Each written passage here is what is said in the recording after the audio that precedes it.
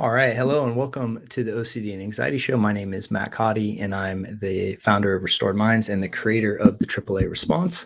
And on this episode, we are going to talk about rumination and understanding rumination, what it is, why it's a compulsion, and more importantly, what to do about it if to really help your recovery. So there's a lot of talk, things I've read where it seems like there's people that are confused on the idea of rumination, and that there's these you know things being said like, oh, what we really need to focus on eliminating rumination in order to do ERP effectively, and that's what we need to focus on.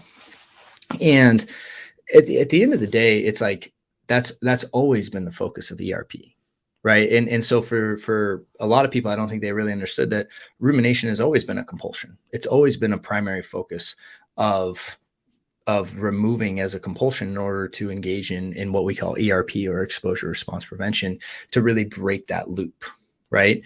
So this isn't a new idea, right? And if it is, then and this is like a newer concept to you, that's okay. But it's important to understand that, like, rumination has always been a compulsion. And to say that we need to focus just on rumination to do ERP, it's like, no, we need to remove all compulsions, right? Mental or physical. So it could be rumination, it could be thought blocking, thought suppressing, analyzing, body scanning, right? And then obviously, like, mentally reassuring yourself to the physical ones, so avoidance, checking, controlling, ruminating, coping, distracting, all that stuff. And so let's talk about what rumination is, right? So now that we've addressed the importance of eliminating rumination as part of the recovery process, let's talk about kind of what it is. So rumination is really what happens when there's an emotion in your nervous system that you perceive to be dangerous or too dangerous to feel.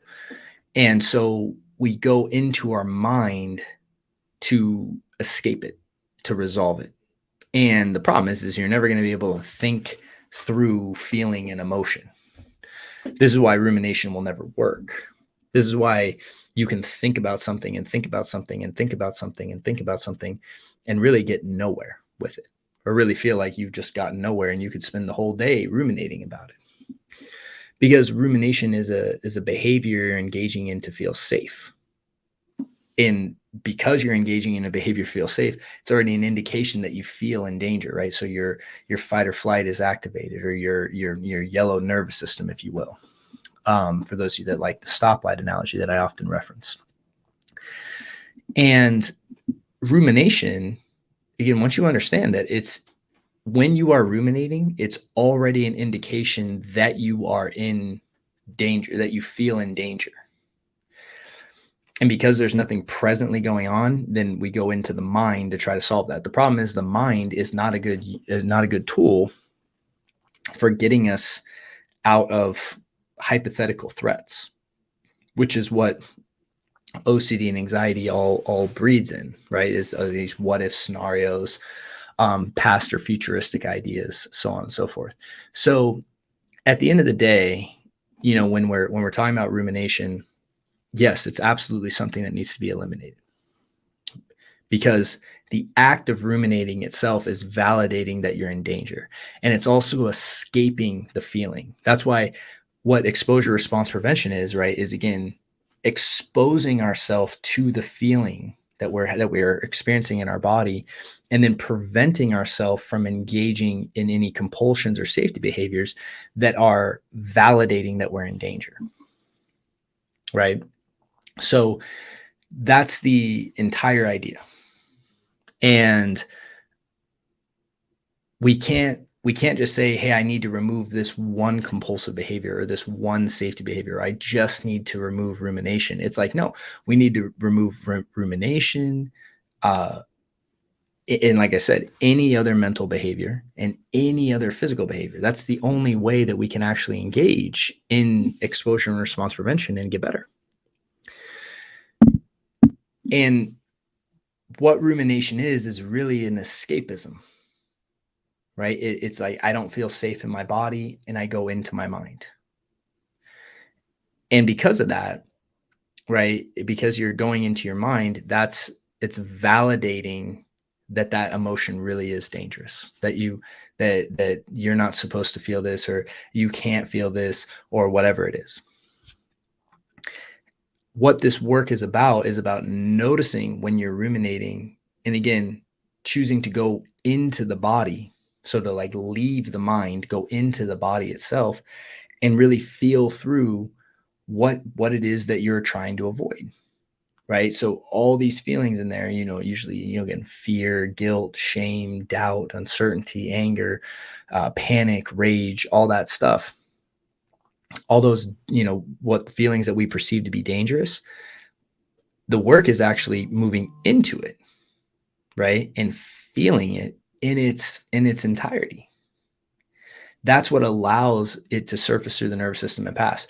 For most of us, we've buried emotions for so long that we're just ruminating all the time, thinking that we're doing something productive, or convincing ourselves that we're doing something productive, when really we're just operating in an escapism behavior.